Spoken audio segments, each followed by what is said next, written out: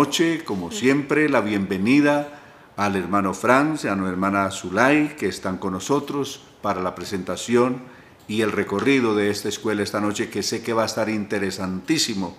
Entramos en un punto especial de este capítulo a partir del verso 25 en adelante y vamos a ir hasta el 40, porque también responderemos, entre otras, algunas preguntas que tenemos represadas ahí, no queremos dejarlas, pero sí queremos entrar de una vez con el estudio de la palabra del Señor, después del saludo de nuestra hermana Zulay y nuestro hermano Fran. Amén, Dios les bendiga, bienvenidos todos a este episodio nuevo de la Escuela de Jesús. Yo creo que es de bendición para todos y esperamos que hoy también se puedan despejar muchas dudas que tienen todos ustedes. Amén. Amén. Bueno, Dios les bendiga a todos, también darle la bienvenida de nuestra parte. Es una bendición tenerles nuevamente en la Escuela de Jesús. Y bueno, yo sé que todos ahí están bien, como buenos estudiantes conectados siempre. De hecho, desde antes de iniciar ya habíamos visto gente conectada. Entonces, qué bendición. Y antes de iniciar, también hacerles nuevamente la invitación para que se pasen por el nuevo canal que ya tenemos. Hemos provisto un nuevo canal donde vamos a empezar nuevamente la Escuela de Jesús. Así que lo vamos a ir poniendo ahí en el link, en el chat o en la descripción del video, donde usted puede ingresar y suscribirse. Entonces, bienvenidos nuevamente y que el Señor nos dirija hoy en esta noche. Entonces, hermano Antonio, qué bueno, pues ya iniciando, como decía el hermano Antonio, íbamos con el pasaje desde el versículo 25 y nuestra hermana Zulay nos ayuda a leer. Amén. Dice en el Evangelio según San Juan, capítulo 6, versículo 25, Jesús, el pan de vida. Y hallándole al otro lado del mar, le dijeron, Rabí, ¿cuándo llegaste acá? Respondió Jesús y les dijo, de cierto os digo, que me buscáis, no porque habéis visto las señales, sino porque comisteis el pan y os saciasteis. Trabajad, no por la comida que perece, sino por la comida que da vida eterna permanece, la cual el Hijo del Hombre os dará, porque a éste señaló Dios el Padre. Entonces le dijeron, ¿qué debemos hacer para poner en práctica las obras de Dios? Respondió Jesús y les dijo, esta es la palabra de Dios, que creáis en Él, en el que Él ha enviado. Le dijeron entonces, ¿qué señal pues haces tú para que veamos y te creamos? ¿Qué obra haces? Nuestros padres comieron el maná en el desierto, como está escrito, el pan del cielo les dio a comer. Y Jesús le dijo, de cierto os digo, no os dio Moisés el pan del cielo, mas mi Padre os da el verdadero pan del cielo, porque el pan de Dios es aquel que descendió del cielo y da vida al mundo. Le dijeron, Señor, danos siempre de este pan. Jesús les dijo, yo soy el pan de vida, y el que a mí viene, nunca tendrá hambre, y el que en mí cree no tendrá sed jamás. Mas os he dicho que aunque me habéis visto, no creéis. Todo lo que el Padre me da, vendrá a mí, y al que a mí viene, no le echo fuera, porque he descendido del cielo, no para hacer mi voluntad, sino la voluntad del que me envió.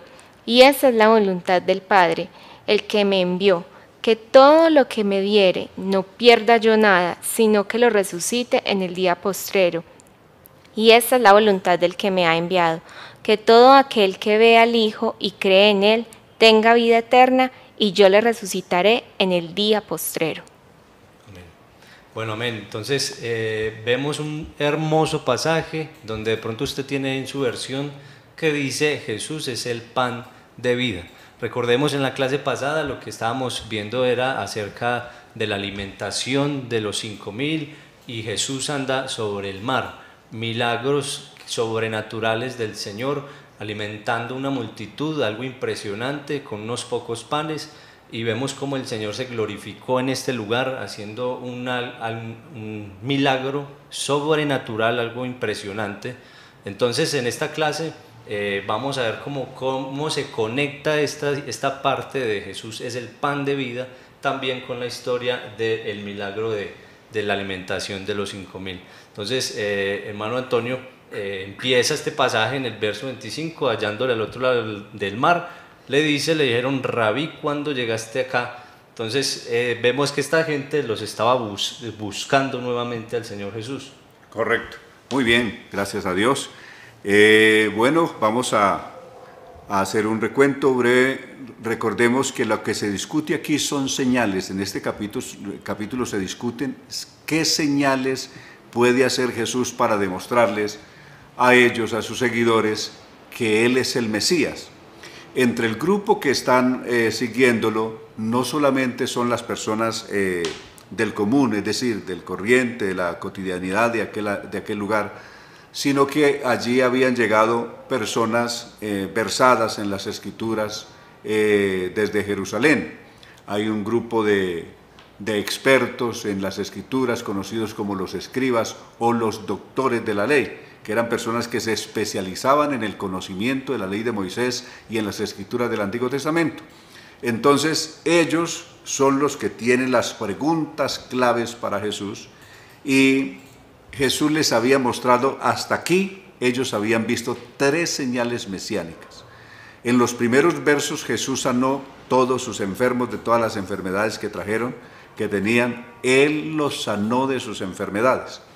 Después de esto alimentó milagrosamente los 5,000 hombres, sin contar mujeres y niños, que ya veíamos que eso da un universo aproximado de unas 13,000 personas. Luego caminó sobre las aguas haciendo también un hecho sobrenatural, camina sobre las aguas, y esa es una tercera señal. Más sin embargo, con todo esto todavía ellos no creen. El Antiguo Testamento había relacionado esto. El Mesías, cuando viniera, sanaría a los enfermos, según el capítulo 35 de Isaías. También había dicho Isaías que Él es el que abre camino en el mar y sendas en las aguas impetuosas, es decir, Dios es el que camina sobre las aguas. Jesús caminó sobre las aguas, cumpliendo también esta profecía. Multiplicó los panes, como cumpliendo también Deuteronomio capítulo 8, cuando dice: no solo de pan vivirá el hombre, sino de toda palabra que sale de la boca de Dios. Esta vez Jesús habló como Dios, y aquellos pocos panes y pocos peces los transformó en alimentación para este promedio, para este universo de personas de unas 13,000 personas. Es decir, todo lo que Jesús ha hecho aquí es lo que el Antiguo Testamento decía que haría el Mesías. En el caso de Moisés, el profeta cuando viniera; en el caso de Isaías, el Mesías cuando viniera. Habían visto ya este grupo de 3 señales, más sin embargo ellos siguen insistiendo, pidiendo señales. ¿Qué señal nos haces para que creamos? Entonces hay un hecho que ocurre, que es que cuando Jesús hizo los primeros 3 eventos, hizo los 2 primeros eventos, envió a sus discípulos a que cruzaran el mar solos, y Él había quedado aparte. Y luego ya en las horas de la mañana, como lo estuvimos viendo en el estudio anterior, Jesús aparece a ellos caminando sobre las aguas, un hecho extremadamente llamativo. Ya lo comentamos en la lección pasada. Y la gente, cuando llegó al lugar donde antes Jesús los había alimentado, y no vieron sino una barca sola, no encontraron a los discípulos de Jesús, ni tampoco a Jesús por ninguna parte, solo vieron una barca. Entonces buscaron por tierra hacer un recorrido hasta cruzar al otro lado, por caminos, hasta llegar al otro lado del mar, buscando a Jesús. Cuando llegaron allí, pues llegaron muy amables, saludándolo: Maestro, ¿cuándo llegaste acá? Es decir, llegan con una amabilidad. Pero Jesús, que conoce los corazones y las intenciones de las personas, sabe que no lo están buscando porque hayan visto las señales mesiánicas que Él ha hecho y las hayan creído, sino que más bien lo están buscando por un interés propiamente materialista, y es porque comieron el pan y se saciaron. Lo había visto Jesús ya así desde el verso 16 en adelante, cuando ellos quisieron venir y apoderarse de Él, diciéndole: hagámoslo rey. Hagámoslo rey, porque sin hacerlo rey, ya sanó nuestras enfermedades y ya nos dio de comer, si lo hacemos rey, no tenemos que volver a trabajar, ni tenemos necesidad de hospitales ni de médicos, porque Él resolverá tanto el problema de salud y también resolverá el problema de la alimentación. Entonces, si tenemos salud y tenemos alimentación y no tenemos que trabajar, este es el hombre que este es el candidato que nos conviene. Está el problema político. Es el problema político. Los políticos le prometen a la gente eso. Y la gente vota por ellos así nunca le cumplan, porque en los seres humanos todo lo que buscan está relacionado con lo material, con el techo. Un político le promete, vamos a construir 1 millón de casas o 2 millones de casas, y la gente vota por él. Así finalmente pasen los 4 años y no tengan siquiera un rancho. Les dice, bueno, vamos a construir tantos hospitales. La gente, claro, necesita salud. Entonces la gente vota por él porque dijeron que le iban a resolver el problema de la salud. Así la gente se siga muriendo en las puertas de los centros médicos o en sus propias casas sin que los atiendan, pero les prometieron que les iban, y ellos votaron por esa oferta que les hicieron. La gente busca siempre lo material, pero aquí el asunto con Jesús es que Jesús está buscando que quienes lo sigan de verdad y quienes le crean de verdad no lo miren simplemente como alguien que resuelve un problema del momento, es decir, un asunto transitorio. Jesús busca que entiendan que hay algo de mayor valor que hay que buscar, que es lo espiritual. Por eso Él les dice aquí, me buscáis no porque habéis visto las señales y las creísteis, sino porque comisteis el pan hasta saciaros. Y les dice, trabajad no por la comida que perece, es decir, no trabajen por lo material. Hasta aquí ellos estaban ocupados y pensando solo en lo material, en lo terrenal, en la comida, en la bebida, en fin. De lo espiritual estaban completamente desconectados. Pero Él dice, trabajen más bien por la comida que permanece y da vida eterna, porque es la comida que el Hijo del Hombre les dará. Es decir, la verdadera comida que el Hijo del Hombre, que es el Mesías, vino a dar, es la vida espiritual, es la vida eterna. Sobre Él ha puesto Dios el Padre su sello de aprobación, es decir, el Mesías. Le preguntaron, verso 28, ¿qué tenemos que hacer para llevar a cabo las obras que Dios exige? Esta pregunta todavía sigue relacionada con el mismo materialismo, es decir, ya Jesús los buscó llevarlos al plano espiritual, pero ellos todavía no entienden nada de lo espiritual y siguen patinando en lo material. Por eso ellos le están diciendo, bueno, ¿qué tenemos que hacer para llevar a cabo o cumplir con las obras que Dios exige? Es decir, para que no tengamos que enfermos, tú nos sanas todas las enfermedades, y para que no tengamos que trabajar, sino que tú nos das la comida que necesitamos. ¿Qué hay que hacer para que eso sea posible? Es decir, para poder realizar y hacer efectivo esto que necesitamos. Ellos están pensando en lo que ellos materialmente necesitan. ¿Y qué tienen que hacer para que Dios les conceda lo que ellos necesitan? Eso demuestra de que ellos de lo espiritual no han entendido nada.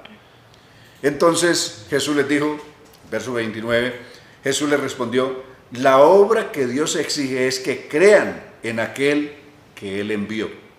Es decir, que crean que Jesús es el Mesías anunciado por todas las Escrituras, incluyendo no solamente el capítulo 9, el capítulo 7 de Isaías 7:14, 9 de Isaías 11, de Isaías 25, de Isaías 35, de Isaías 40, de Isaías 52, de Isaías 53, de Isaías, entre otros pasajes que demuestran o que están anunciando la venida del Mesías, la llegada del Mesías, el advenimiento del Mesías.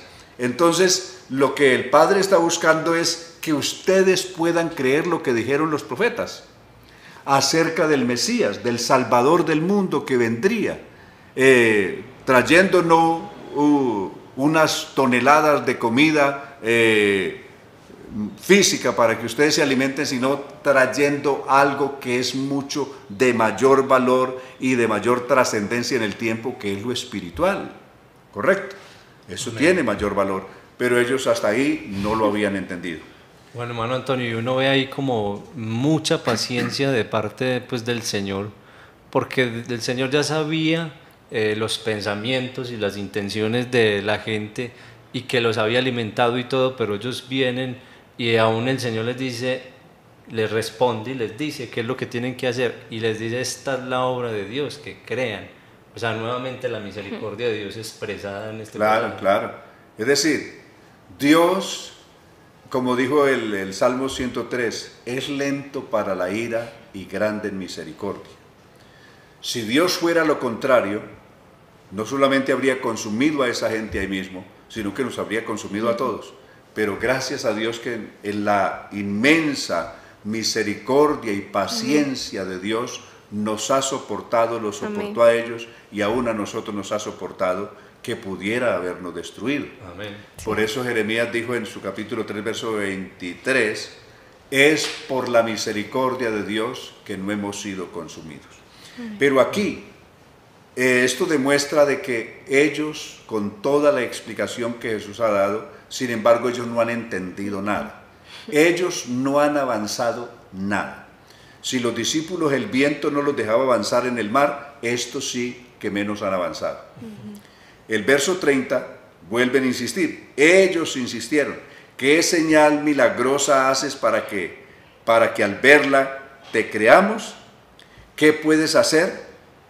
Entonces todavía ellos siguen. Ya han visto las señales que él hizo. Bastante irónica la pregunta. Correcto, siendo que ya han visto y se han beneficiado de las señales que el Señor había hecho. Sin embargo, todavía les siguen esperando otra señal. ¿Qué señal haces? Tienen todavía el estómago lleno de toda la comida que comieron de manera milagrosa y todavía están diciendo, ¿qué otra señal haces? Entonces le dicen a Jesús, nuestros padres comieron el maná en el desierto, como dice la Escritura. Les dio a comer pan del cielo. Es decir, Moisés hizo una señal para que el pueblo le creyera, entre tantas señales pues que Moisés hizo, que en sí no fue Moisés sino Dios que hizo esta señal. Nuestros padres, por ejemplo, le estamos pidiendo a usted una señal, nuestros padres vivieron una señal, y es que a través de Moisés Dios les dio el maná del cielo, y esa era una señal para ellos creer. Es decir, el maná que descendió del cielo y los alimentó 40 años. Pero Jesús les dice esto. Les respondió Jesús en el verso 32. Les aseguro que no fue Moisés el que les dio a ustedes el pan del cielo. No fue Moisés, porque eso no procedía de Moisés, desde luego procedía de Dios. Mi Padre es el que da el verdadero pan del cielo.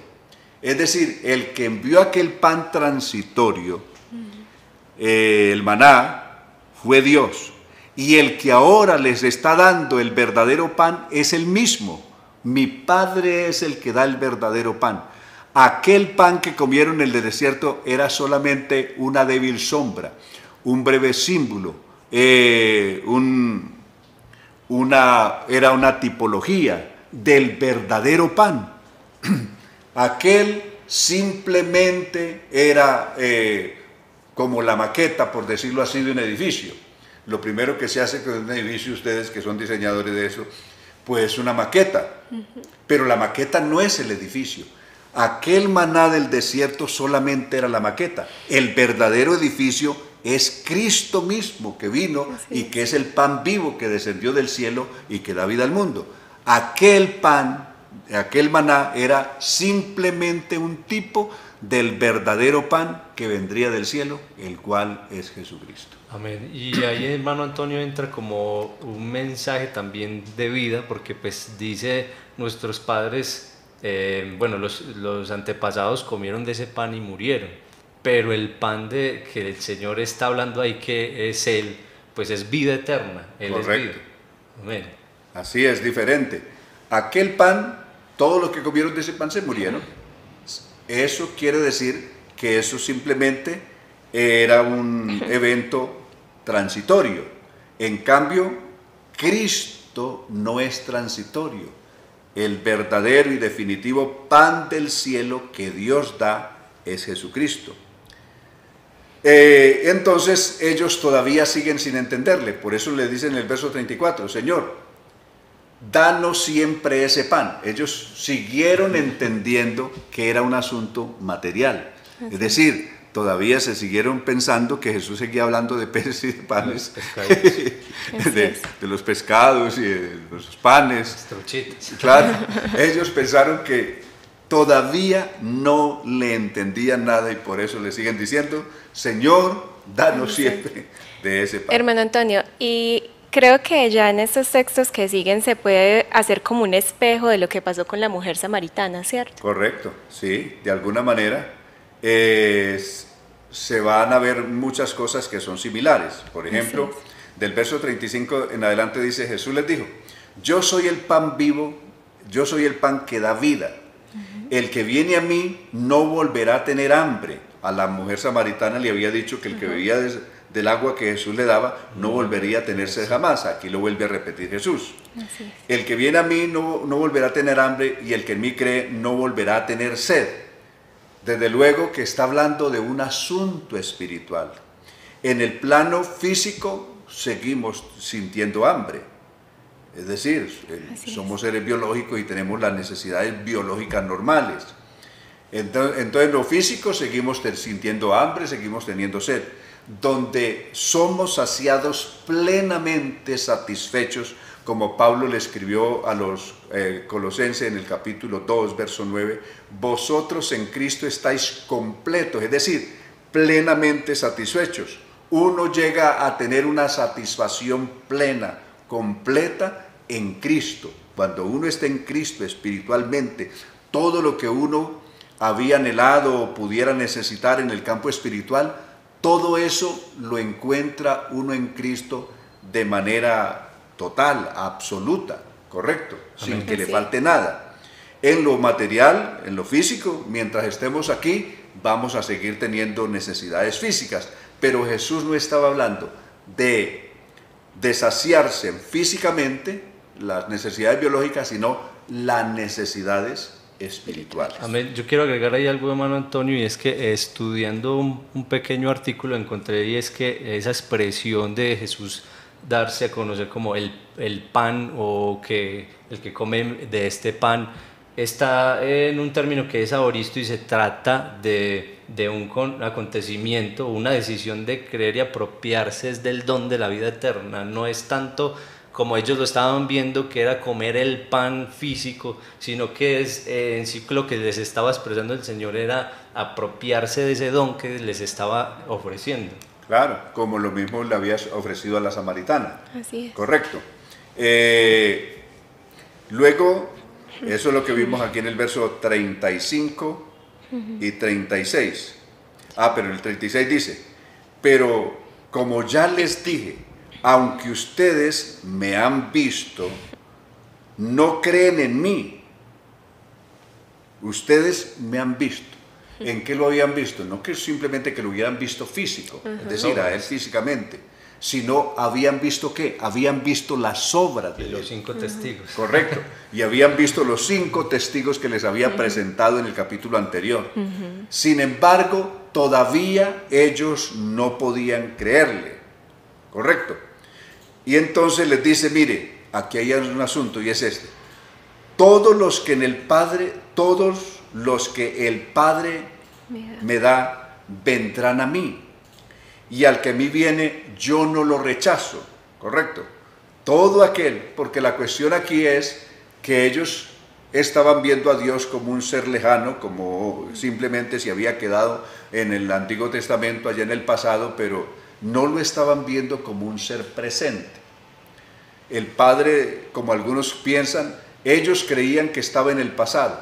Muchos de los religiosos de hoy piensan que el Padre se quedó en el cielo y que escasamente envió al Hijo a la tierra, es decir, separando a Cristo de todo de su divinidad. Cristo es aparte. A Cristo, un Cristo sin divinidad, un Cristo sin nada de Dios, simplemente en el plano humano, como algunos lo quieren presentar.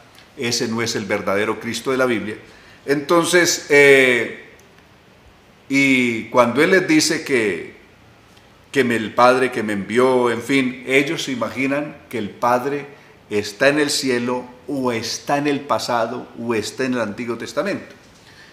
Más adelante Jesús le resuelve esto, un vistazo para resolver esto del verso 37, y está en el capítulo 12 del Evangelio, de este mismo Evangelio según San Juan, en los versos 44 y 45.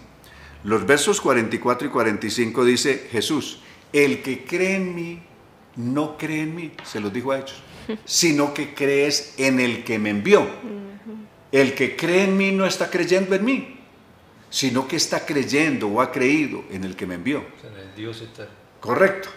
Pero el verso siguiente dice: y el que me ve, ve al que me envió. Correcto. Más claro no puede ser.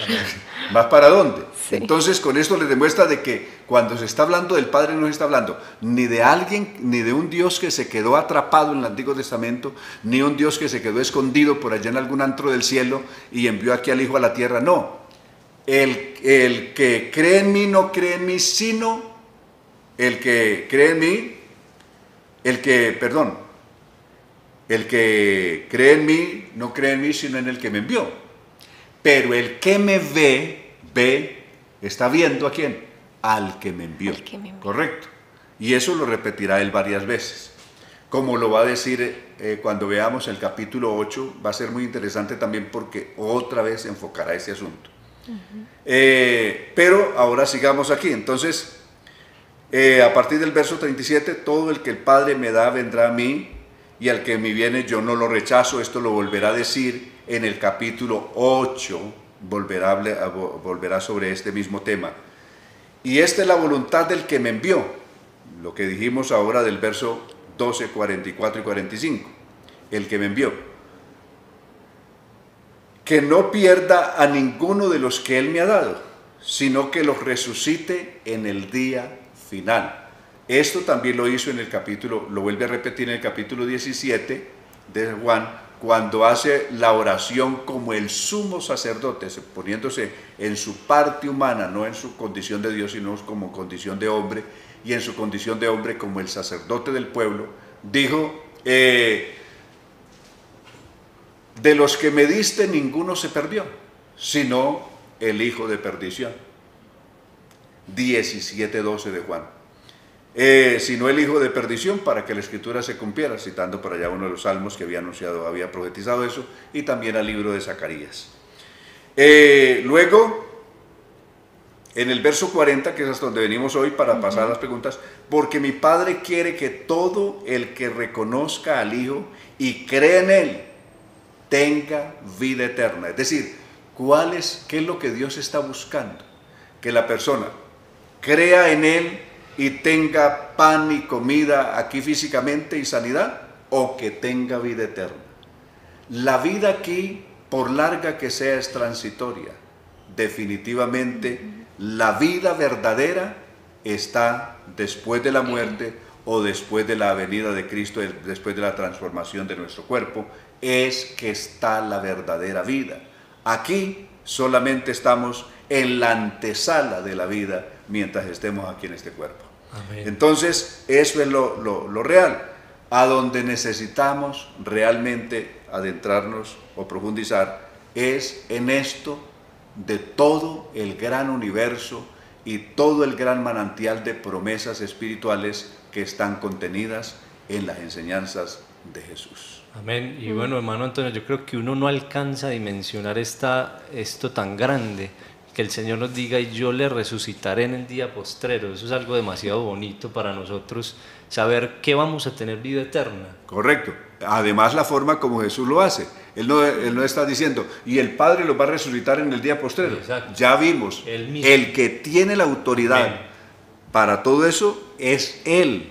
Amén. Y yo le resucitaré. El que va a resucitar a los vivos y a los muertos es Él. El que tiene poder para dar vida es Él. Y el que tiene poder para resucitar los muertos es Él. El que va a juzgar a los vivos y a los muertos es Él. Según 2 de Timoteo capítulo 4, Jesucristo juzgará a los vivos y a los muertos en su manifestación y en su reino. Entonces, Él es el que va a hacer todo. Amén. Entonces, Cristo es todo en todos los aspectos.